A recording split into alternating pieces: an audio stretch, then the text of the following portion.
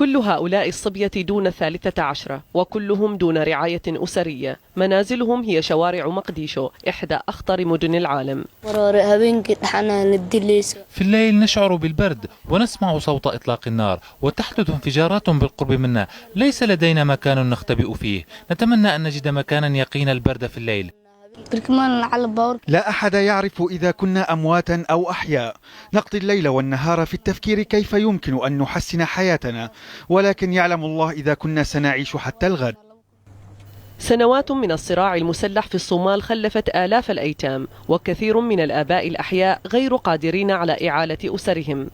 جيل بأكمله من الفتية الصوماليين يكبرون مهملين، أما البنات فيجدن غالبا رعاية من أحد الأقارب. وعندما ينجلي الليل لا يكون الصباح أمثل. لم يتناول واحد منهم العشاء، ولهذا يعد تدبير الإفطار أولوية كبرى، ومن أجله لابد من العمل.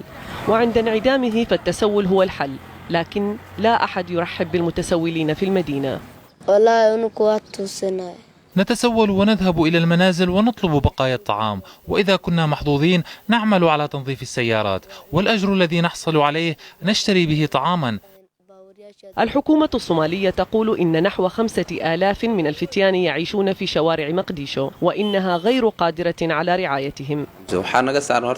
رعاية هؤلاء الفتية وتحسين حياتهم هي مسؤوليتنا، ولكن لا يتوفر لدينا الدعم. قدمت لنا كثير من الوعود بالتمويل ولكن لم نحصل على شيء. ويعود الليل ولم يحصل الفتية على طعام كاف خلال اليوم.